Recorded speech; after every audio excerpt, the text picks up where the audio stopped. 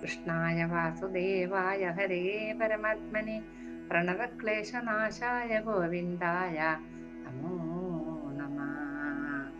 സർവമംഗളമാംഗല്യേ ശിവേ സർവാർത്ഥസാധികേ ശരണ്യേ ത്രംബകേ ദേവി നാരായണി നമോസ്തുതേ. അങ്ങനെ വിശ്വാമിത്രനും വല്ലാത്ത ദേഷ്യം വന്നു. പറഞ്ഞറിയിക്കാൻ കഴിയാതത്ര വൈരം വന്നു വിശ്വാമിത്രന്. ഒരു ദിവസം ഹരിശ്ചന്ദ്ര രാജാവ് നായാട്ടിനായി കാട്ടിലേക്ക് പോയപ്പോൾ സുന്ദരിയായ ഒരു സ്ത്രീ കരഞ്ഞുകൊണ്ട് നിൽക്കുന്നത് കണ്ട് അദ്ദേഹം ചോദിച്ചു, അല്ലയോ സുന്ദരി, നീ എന്താണ് ഇങ്ങനെ കരഞ്ഞുകൊണ്ട് ഇവിടെ നിൽക്കുന്നത്? നിന്നെ ആരെങ്കിലും ഉപദ്രവിച്ചോ? എന്റെ നാട്ടിൽ ഒരുത്തനും അന്യ സ്ത്രീകളെ ദ്രോഹിക്കാറില്ല. നിന്നെ ദ്രോഹിച്ചവനെ ഞാൻ വധിക്കുന്നുണ്ട്. ആരാണ് നിന്നെ ദ്രോഹിച്ചതെന്ന് പറയൂന്ന് പറഞ്ഞു. അപ്പോൾ രാജാവിന്റെ ചോദ്യം കേട്ട് കണ്ണുനീരൊക്കെ തുടച്ചു. എന്നിട്ട് അവള് പറഞ്ഞു, ഞാൻ വിശ്വാമിത്ര മുനി കാരണമാണ് കരയുന്നത്. ആ മഹർഷിയുടെ തട്ടിപ്പായത്. ആ മുനി എന്നെ ലഭിക്കാൻ തപസ് ചെയ്യുകയാണ്. ഇത് കേട്ട് ഹരിശ്ചന്ദ്രൻ പറഞ്ഞു, മനോഹരിയെ ദുഃഖിക്കാതിരിക്കൂ, ഞാൻ ആ മുനിയെ തപസ്സിൽ നിന്ന് പിന്തിരിപ്പിക്കാം.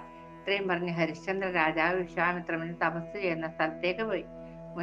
മുനിയുടെ സമീപത്തെത്തി കാൽക്കൽ വീണ് നമസ്കരിച്ച് വിനയപൂർവ്വം പറഞ്ഞു, മഹർഷി, എന്തിനാണ് ഈ തപസ്? മറ്റുള്ളവർക്ക് ദുഃഖമുണ്ടാക്കുന്ന വിധത്തിൽ തപസ് ചെയ്യാതിരിക്കൂ. കാതിനന്ദന, അങ്ങയുടെ ആഗ്രഹം ഞാൻ സാധിപ്പിച്ചു തരാം. കൗശികന്റെ തപസ് മുടക്കി ഹരിശ്ചന്ദ്രൻ സ്വന്തം ഗൃഹത്തിലേക്ക് മടങ്ങി.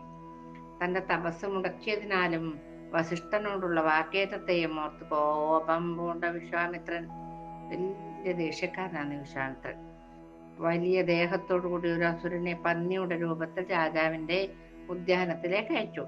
ആ തടിയൻ പന്നിയൊരു പ്രത്യേക ശബ്ദമുണ്ടാക്കി ദ്വാരപാലകന്മാരെ പേടിപ്പിച്ചു. ആ ഉദ്യാനം മുഴുവൻ ഓടി നടന്ന് തന്റെ തേറ്റ കൊണ്ട് മരങ്ങളെയും വള്ളികളെയും തകർത്ത് ആ ഉദ്യാനത്തിലെ പൂവെടുത്ത് മാല കോർക്കുന്നവർ പേടിച്ച് എവിടെയൊക്കെയോ പോയി ഒളിച്ചു. കാവൽക്കാർ ശസ്ത്രങ്ങളെടുത്ത് പന്നിയെ കൊല്ലാൻ പിന്നാലെ ഓടി. ആ പന്നി യാതൊരു പേടിയുമില്ലാതെ കാവൽക്കാരെ കാലകിങ്കരനെ പോലെ പേടിപ്പിച്ചു. കൊന്നിട്ടൊന്നുമില്ല കേട്ടോ. ഇത് കണ്ട് കാവൽക്കാർ വേഗം പോയി രാജാവിന്റെ അടുത്ത് അഭയം പ്രാപിച്ചു.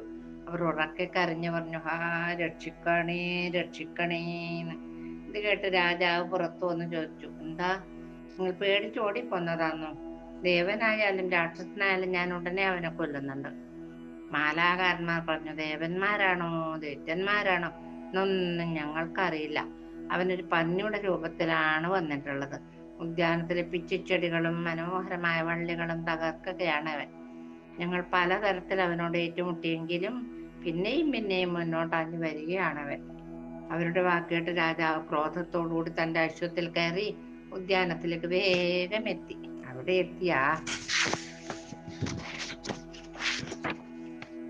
എത്തിയപ്പോൾ രാജാവ് കണ്ടത് തകർന്ന് തരിപ്പണമാക്കിയ ഉദ്യാനവും അതിൽ മുക്കറയിട്ട് നിൽക്കുന്ന പന്നിയെയുമാണ്. പോരെ, എല്ലെടുത്ത് നിൽക്കുന്ന രാജാവിനെ കണ്ട ആ പന്നി തന്റെ തേറ്റയെ കൊണ്ട് രാജാവിനെ കുത്തി മലർത്താൻ എന്നവണ്ണം ഓടി വന്നു. അത് കണ്ട രാജാവ് ദേഷ്യത്തോടെ ഒരു ബാണത്തെ പന്നിയുടെ നേർക്കയച്ചു. പന്നി തെന്നി മാറി ബാണമേൽക്കാതെ രക്ഷപ്പെട്ടു. ആ പന്നി തന്റെ മായാജാലത്താൽ ഇടക്കിടക്ക് പ്രത്യക്ഷപ്പെടും, ഇടക്കിടക്ക് മറയും. അങ്ങനെ രാജാവിനെ വട്ടം തിരിപ്പിച്ചു. വീണ്ടും ദേഷ്യപ്പെട്ടുകൊണ്ട് രാജാവ് പന്നിയുടെ പിന്നാലെ അമ്പും വില്ലും എടുത്തോടി. അവസാനം വിശപ്പും ദാഹവും സഹിക്കാതെ ആ കാട്ടിൽ ക്ഷീണിച്ചു വലഞ്ഞു രാജാവ്. അശ്വവും ക്ഷീണിച്ചു. എന്നിട്ട് കാട്ടിൽ പന്നിയെ കണ്ടതുമില്ല.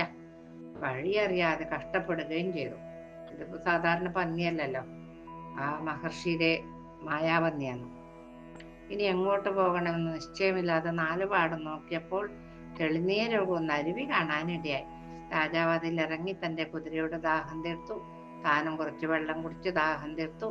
കാട്ടിൽ നിന്ന് പുറത്തേക്കുള്ള വഴി തിരഞ്ഞു നടക്കുമ്പോൾ വിശ്വാമിത്രന്റെ വൃദ്ധനായ ബ്രാഹ്മണന്റെ വേഷത്തിൽ നിൽക്കുന്നത് കണ്ടു. ആ ദ്വിജവര്യനെ കണ്ട് രാജാവ് കുമ്പിട്ടു നമസ്കരിച്ചു. അത് കണ്ട് ഗാദീസുതൻ പറഞ്ഞു, മംഗളം ഭവിക്കട്ടെ രാജാവേ, അങ്ങ് എന്തിനാണ് ഒറ്റയ്ക്ക് കാട്ടിൽ വന്നത്? അങ്ങയുടെ വരവിന്റെ ഉദ്ദേശം എന്താണ്? ഒന്നും അറിയാത്ത പോലെ. അപ്പൊ ഹരിശ്ചന്ദ്രൻ പറയുകയാണ്, ഒരു പന്നിക്കൂറ്റൻ വന്ന് എന്റെ ഉദ്യാനവും പൂമരവും ഒക്കെ തകർത്തു. ആ ദുഷ്ടമൃഗത്തെ തടുക്കാനായി സൈന്യത്തോടുകൂടി പുറപ്പെട്ടതാണ് ഞാൻ. എന്റെ കൺമുന്നിൽ വെച്ച് അവൻ മറയുകയും ചെയ്തു. അവനെ തിരഞ്ഞ് ഞാൻ ഒറ്റക്കുമായി. സൈന്യങ്ങളൊക്കെ പല വഴിക്ക് പോവുകയും ചെയ്തു. ഞാൻ വഴിയറിയാതെ നിൽക്കുകയാണ്. ഞാൻ അയോധ്യാധിപതിയായ ഹരിശ്ചന്ദ്രനാണ്. എൻ്റെ ഭാഗ്യം കൊണ്ട് അങ്ങയെ കാണാൻ സാധിച്ചു. എനിക്ക് നാട്ടിലേക്ക് പോകാനുള്ള വഴി പറഞ്ഞു തരണേ. ഞാൻ രാജസൂയ യാഗം നടത്തിയവനാണേ. എന്ത് വേണമെങ്കിലും ദാനം ചെയ്യാൻ ഞാൻ തയ്യാറാണ്. അങ്ങ് അയോധ്യയിലേക്ക് വരിക. എന്ത് ദക്ഷിണ വേണമെങ്കിലും ഞാൻ തരുന്നുണ്ട് എന്ന് പറഞ്ഞു. വിശ്വാമിത്രാണെന്ന് ഈ പാവൻ രാജാവൻ മനസ്സിലായിട്ടേയില്ല. ഹരിശ്ചന്ദ്ര രാജാവിന്റെ വാക്കുകൾ കേട്ട് കൗശികൻ ചിരിച്ചുകൊണ്ട് പറഞ്ഞു, രാജൻ, പാപത്തെ പോക്കുന്ന തീർത്ഥമാണ് ഈ അരുവി. ഇവിടെ സ്നാനം ചെയ്ത് തർപ്പണം ചെയ്യുക. ഇത് നല്ല സമയവുമാണ്. പുണ്യതീർത്ഥത്തിലെത്തിയിട്ടും സ്നാനം ചെയ്യാതെ പോകുന്നവൻ ആത്മഹന്താവാണെന്ന് മനുസ്മൃതിയിൽ പറയുന്നുണ്ട്. അതുകൊണ്ട് ഈ തീർത്ഥത്തിൽ വെച്ച് പുണ്യം കിട്ടാനുള്ള ദാനം ചെയ്താലും അത് കഴിഞ്ഞാൽ നാട്ടിലേക്കുള്ള വഴിയും കാണിച്ചു തരാം. ദാനം സ്വീകരിച്ച് ഞാനും നിന്നോടൊപ്പം നാട്ടിലേക്ക് പോരാന്ന് പറഞ്ഞു. മുനിയുടെ കാപട്യ വാക്കുകൾ അറിയാതെ സത്യസന്ധനല്ലേ രാജാവ്. രാജാവ് അടുത്തുള്ള വൃക്ഷച്ചുവട്ടിൽ കുതിരയെ കെട്ടി സ്നാനത്തിനായി നദിയിലിറങ്ങി. സ്നാനം കഴിഞ്ഞ് പിതൃക്കൾക്ക് തർപ്പണം ചെയ്ത് രാജാവ് ചോദിച്ചു, എന്താണ് അങ്ങ് ആഗ്രഹിക്കുന്ന ദാനം? ആനയോ തേരോ അശ്വമോ അതോ ധനമോ? ഏതായാലും ചോദിച്ചു കൊള്ളുക. രാജസൂയ യാഗത്തിൽ വെച്ച് ഞാനൊരു വ്രതം എടുത്തിട്ടുണ്ട്. ആരെന്ത് ചോദിച്ചാലും ദാനം ചെയ്യും. ഇന്ന് ആ പുണ്യതീർത്ഥത്തിൽ അങ്ങ് വന്നതിനാൽ അങ്ങയുടെ ആഗ്രഹം എന്താണെന്ന് പറഞ്ഞാൽ ഞാൻ അത് ദാനം ചെയ്യാന്ന് പറഞ്ഞു. അപ്പൊ വിശ്വാമിത്രൻ പറയണു, ഞാൻ നേരത്തെ തന്നെ ഹരിശ്ചന്ദ്ര രാജാവിന്റെ യശസ്സിനെ പറ്റി കേട്ടിട്ടുണ്ട്. സൂര്യവംശത്തിൽ അങ്ങയെപ്പോലെ ദാനത്തിൽ കീർത്തി കേട്ട മറ്റൊരു രാജാവ് ഉണ്ടായിട്ടേയില്ല എന്ന്. വസിഷ്ഠമുനിയും ഇതേ അഭിപ്രായം പറഞ്ഞിട്ടുണ്ട് രാജൻ. എന്റെ മകന്റെ വിവാഹ ആവശ്യങ്ങൾക്കായി ധനം ആവശ്യമുണ്ട്. അതെനിക്ക് തന്നാലും എന്ന് പറഞ്ഞു. ഇത് കേട്ട് രാജാവ് പറഞ്ഞു, അങ്ങ് എത്ര ധനം വേണമെന്നാണ് ആഗ്രഹിക്കുന്നത് പറഞ്ഞാലും. രാജാവ് ഇപ്രകാരം പറഞ്ഞ സമയത്ത് വിശ്വാമിത്രൻ രാജാവിനെ വഞ്ചിക്കാനായി ഗന്ധർവമായ കൊണ്ട് ഒരു യുവാവിനെയും 10 വയസ്സുള്ള ഒരു കന്യകയെയും കാട്ടിക്കൊടുത്ത് പറഞ്ഞു, രാജൻ, ഇവരുടെ വേളയാണ് എനിക്ക് നടത്തേണ്ടത്.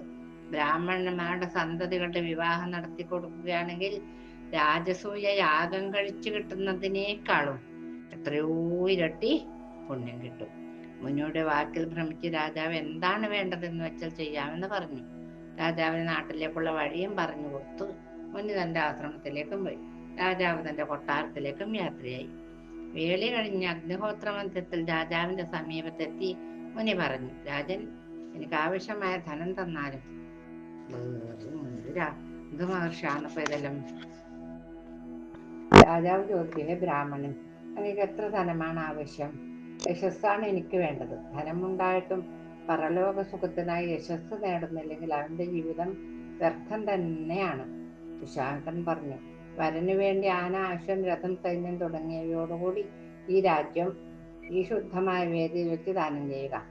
മുനിയുടെ വാക്കിൽ ഭ്രമിച്ച് ഒട്ടും ആലോചിക്കാതെ രാജ്യം തരുന്നു എന്ന് പറഞ്ഞു. രാജ്യം കൊടുത്തു കേട്ടോ. ക്രൂരനായ മുനി സ്വീകരിക്കുന്നു എന്നും പറഞ്ഞു. ഇനി ദക്ഷിണ സമർപ്പിച്ചാലും എന്നും പറഞ്ഞു. അങ്ങക്ക് എത്ര ധനം വേണമെന്ന് രാജാവ് അതും തരാം എന്ന് പറഞ്ഞ് അതും തരാമെന്ന് പറഞ്ഞു രാജാവ്. അപ്പൊ മുനി പറഞ്ഞു, 2.5 ഭാരം സ്വർണം വേണം. അതും തരാമെന്ന് രാജാവ് പറഞ്ഞു. അപ്പോഴേക്കും അദ്ദേഹത്തിന്റെ സൈന്യങ്ങളും ക്ഷീണിതരായി അവിടെ എത്തി രാജാവിനെ വാഴ്ത്തി. രാജാവ് അവർ പറഞ്ഞതൊന്നും ശ്രദ്ധിക്കാതെ ചിന്താമഗ്നനായി അന്തഃപുരത്തിൽ പോയിരുന്നു. സർവസ്വവും ദാനം ചെയ്ത് ഞാൻ എന്ത് ചെയ്യും? പോരെങ്കിൽ 2.5 ഭാരം സ്വർണം കൊടുക്കാമെന്ന് ഏൽക്കുകയും ചെയ്തു. തനിക്കെന്തോ ബുദ്ധിഭ്രമം വന്നു. ആ വിപ്രൻ എന്നെ കൊള്ളക്കാരനെ പോലെ പറ്റിച്ചു. ഞാൻ ഇനി എന്ത് ചെയ്യും? ഞാൻ ഈ ചതി ഒട്ടും മനസ്സിലാക്കിയില്ലല്ലോ ഈശ്വര. ദൈവമേ, അവിടുത്തെ സങ്കല്പം എന്താണെന്ന് അറിയുന്നില്ലല്ലോ ഞാൻ. അദ്ദേഹം കരയാൻ തുടങ്ങി. പാവം. ചിന്താധീനനെ കണ്ട രാജാവിനെ കണ്ട് രാജ്ഞി ചോദിച്ചു, മകൻ വനത്തിൽ നിന്ന് തിരിച്ചെത്തി. രാജസൂയ യാഗവും ഭംഗിയായി നടന്നു. എന്നിട്ടും എന്താണ് ഈ മൗഢ്യം? ഇനിയും എന്താണ് വിഷമിച്ചിരിക്കുന്നത് പ്രഭു? അങ്ങക്ക് ശത്രുവായി ആരുമില്ല. വരുണനാണെങ്കിൽ അങ്ങയിൽ പ്രസാദിച്ചിട്ടാണ് പോയത്. ഈ ചിന്ത ദേഹത്തിന്റെ ആരോഗ്യമില്ലാതാക്കും രാജൻ. ആദ്യ കൂടാതെ വാണാലും എന്ന് പത്നി പറയണു. അങ്ങ് എന്റെ രാജ്യത്തിൽ നിന്ന് പോയാലും പറഞ്ഞു വെച്ച സ്വർണ്ണ ദക്ഷിണ സത്യം പാലിച്ചാലും. ആര് പറയുന്നു? ബ്രാഹ്മണൻ അപ്പോഴത്തേക്ക് വന്നു. കുറച്ചു കാര്യങ്ങളൊക്കെ പത്നിയോട് പറയുകയുണ്ടായി രാജാവ്. അപ്പോഴത്തേക്ക് ഊണും ഉറക്കമില്ലാണ്ടായി രാജാവിന്. രാവിലെ എഴുന്നേറ്റ് നിത്യകർമ്മങ്ങൾ ചെയ്യുമ്പോഴേക്കും എത്തി.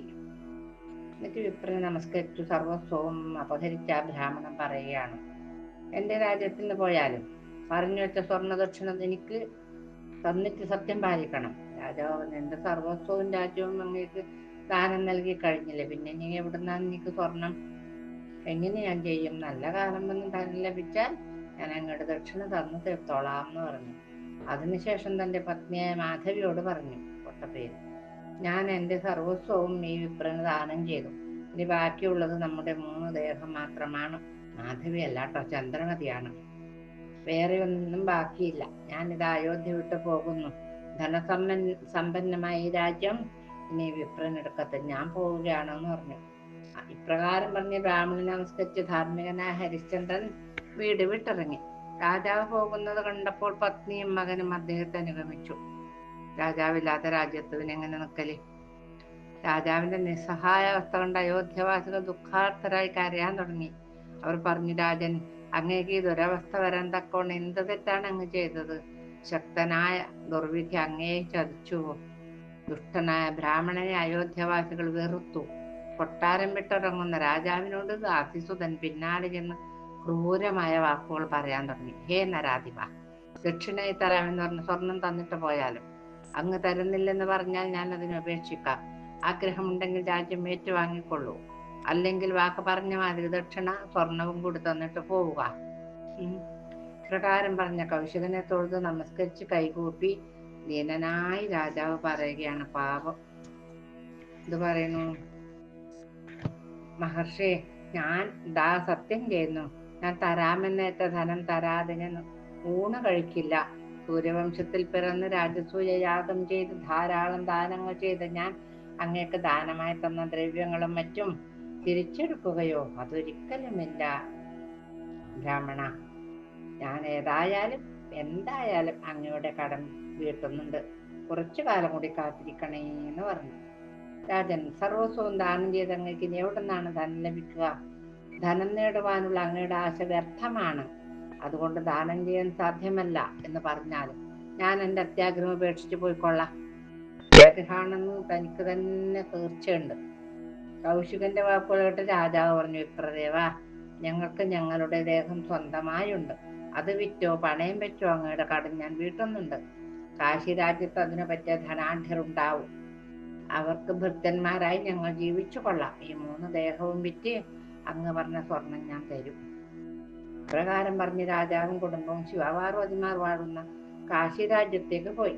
മനോഹരമായ ആ പ്രദേശം കണ്ട് രാജാവ് പറഞ്ഞു, മനസ്സിന് ഉത്സാഹം തരുന്ന ഈ സ്ഥലം കാണാൻ സാധിച്ചത് ഭാഗ്യം കൊണ്ട് തന്നെയാണ്.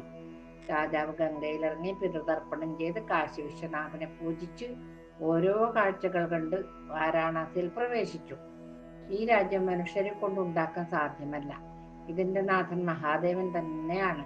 രാജാവ് പല കാഴ്ചകളും കണ്ട് കാശി രാജ്യത്തിൽ കൂടി അങ്ങനെ നടക്കുന്ന സമയത്ത് ബ്രാഹ്മണൻ വീണ്ടും വന്നില്ലേ.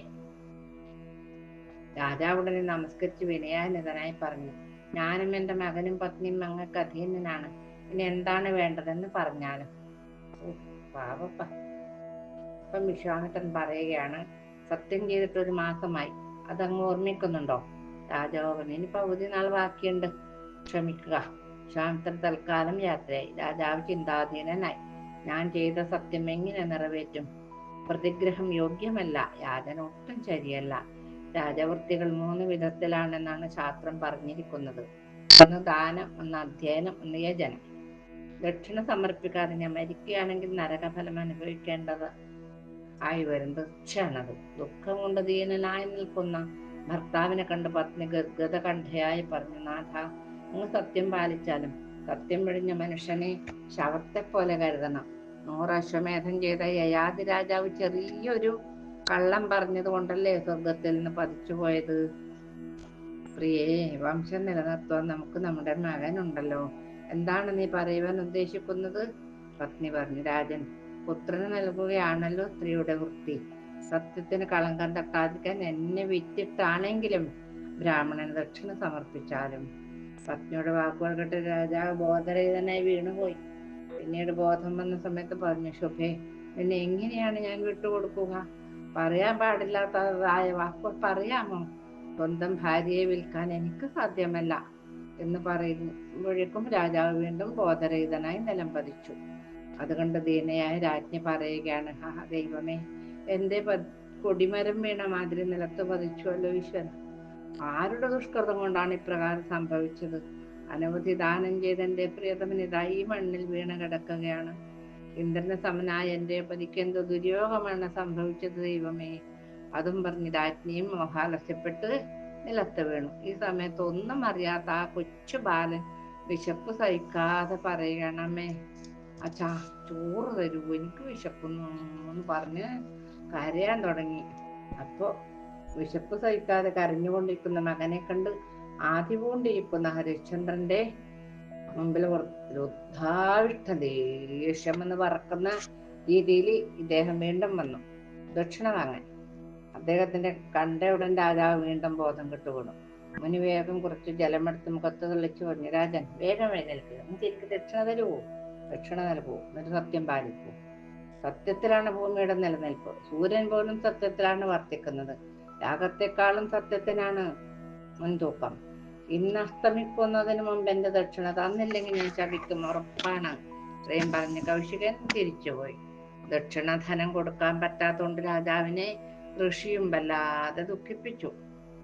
ആ സമയത്ത് വേദപാരകനായ ഒരു ബ്രാഹ്മണൻ അനേകം വിപ്രന്മാരോട് കൂടി വരുന്നത് രാജ്ഞി കണ്ടു. രാജ്ഞി വേഗം രാജാവിന്റെ സമീപം വന്ന് ധർമ്മത്തിന് ചേരുന്ന ചില വാക്കുകൾ പറഞ്ഞു. രാജൻ, വർണ്ണത്രയങ്ങൾക്കും പിതാവാണല്ലോ ബ്രാഹ്മണൻ. അതുകൊണ്ട് മക്കളായ നമ്മൾക്ക് അദ്ദേഹത്തിനോട് ദക്ഷിണ ധനം കടമായി ചോദിക്കാം.